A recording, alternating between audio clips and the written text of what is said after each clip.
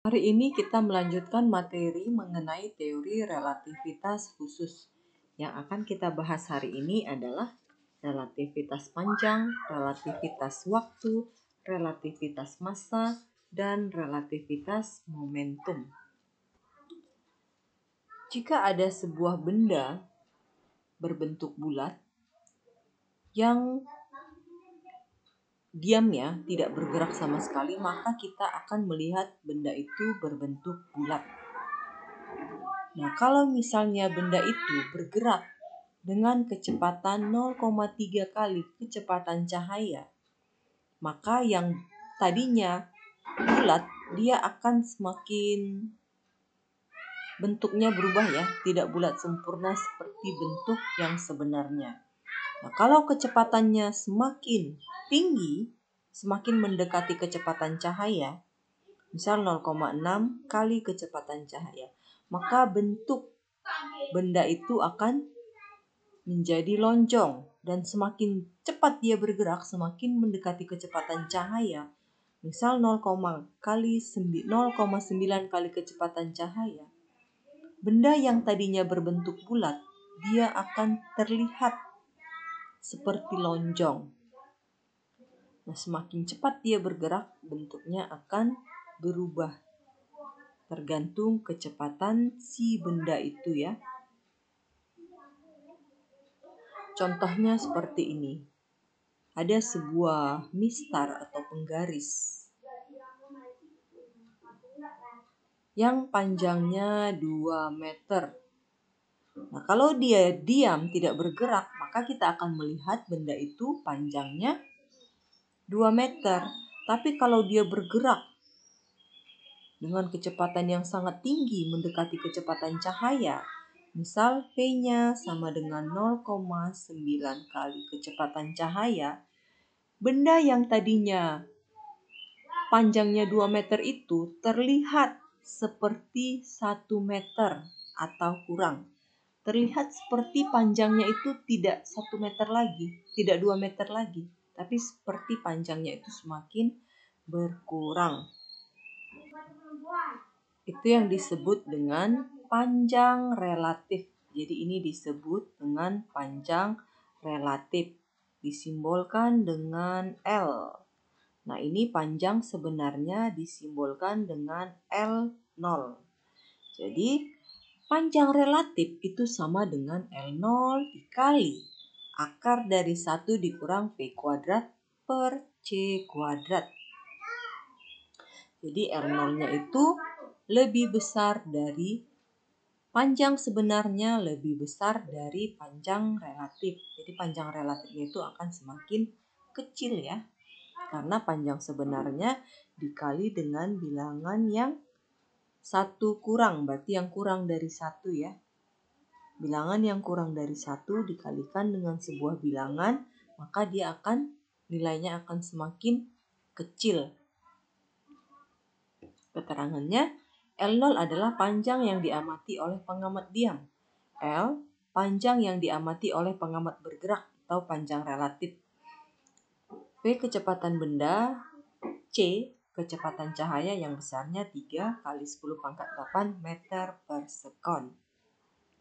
Nah, kita lanjut relativitas waktu. Relativitas waktu, T sama dengan T0 dibagi dengan akar dari 1 dikurang V kuadrat dibagi dengan C kuadrat. Nah, ini otomatis si waktu relatif itu akan lebih besar dari waktu sebenarnya. Kenapa? Karena waktu sebenarnya dibagi dengan bilangan yang lebih kecil dari 1. Ini kan lebih kecil dari 1 kan? T0 dibagi dengan bilangan yang kurang dari 1.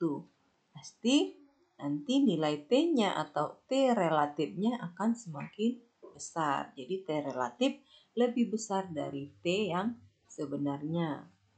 T0 adalah waktu yang diamati oleh pengamat diam, sedangkan T waktu yang diamati oleh pengamat bergerak atau waktu relatifnya. V, kecepatan benda, C kecepatan cahaya 3 kali 10 pangkat 8 meter per sekon. Kita lanjut ke relativitas massa.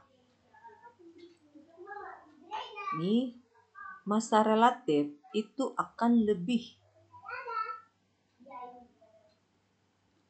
besar dari massa yang sebenarnya. Kenapa? Karena massa yang sebenarnya ini dibagi dengan akar dari 1 kurang. Berarti ini kan nilainya kurang dari 1 ya, lebih kecil dari 1.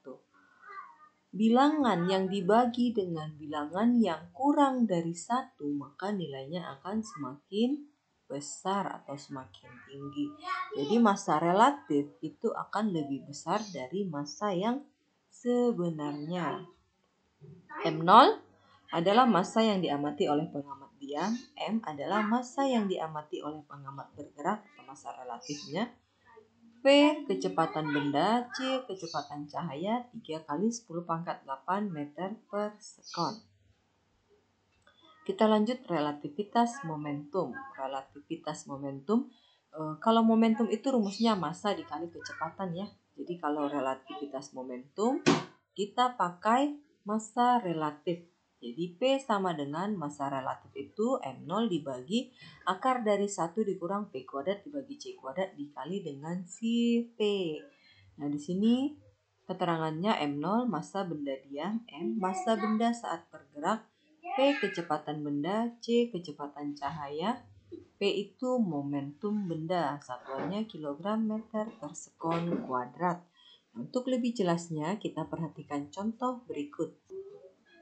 Sebuah benda dalam keadaan diam bermassa 4 kg, berarti itu adalah M0-nya ya, 4 kg. Hitung massa benda setelah bergerak dengan kecepatan 0,6 C. Hitung massa benda, berarti massa relatifnya ya. Oke, kita pakai rumus. Massa relatif itu sama dengan M0 dibagi dengan akar dari 1 kurang P kuadrat dibagi C kuadrat. Sama dengan, kita masukkan nilainya, ini 4 dibagi akar dari 1 kurang 0,6 C kuadrat dibagi C kuadrat. 4 dibagi akar dari ini C-nya habis ya. 1 dikurang 0,6 kuadrat 0,36 ya.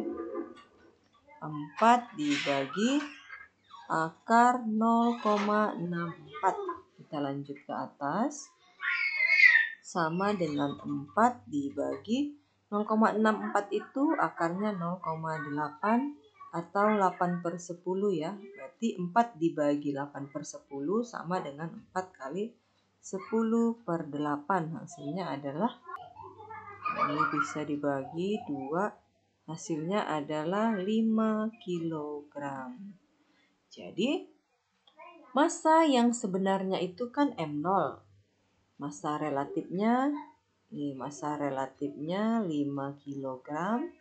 Sedangkan massa yang sebenarnya itu 4 kg. Jadi benar ya, massa relatif itu akan lebih besar dari massa yang sebenarnya. Contoh berikutnya, A dan B adalah 2 anak kembar yang berada di bumi. Pada suatu hari, A berjalan-jalan keluar angkasa dengan pesawat berkecepatan 0,8 C. Setelah 18 tahun, A pulang ke bumi. Berapa lama perjalanan A telah berlangsung menurut B yang diam di bumi? Jadi ada 2 anak kembar ya, A dan B. Si A berjalan-jalan keluar angkasa. B tetap di bumi. Setelah 18 tahun, berarti itu waktu yang sebenarnya ya. 18 tahun. A pulang ke bumi. Tadi kecepatannya adalah 0,8 C. Berapa lama perjalanan yang telah berlangsung? Berarti ini yang ditanya adalah T relatifnya ya. T relatif sama dengan T yang sebenarnya dibagi dengan akar dari 1 dikurang V kuadrat dibagi C kuadrat. Waktu sebenarnya adalah 18 tahun dikurang akar dari 1 kurang 0,8 C kuadrat dibagi dengan C kuadrat. 18 dibagi akar dari ini habis ya. 0,8 kuadrat itu 0,64, 1 dikurang 0,64, 0,36. 18 dibagi 0,6 atau 6/10, berarti 18 dikali 10/6. Ini 18 bagi 6, 3 ya. Berarti waktu relatifnya adalah 30 tahun. Perjalanan sebenarnya si A adalah 18 tahun. Tapi menurut B, pengamat yang di bumi, lama perjalanannya adalah 30 tahun. Ini waktu relatifnya. Jadi waktu relatifnya lebih besar dari waktu yang sebenarnya.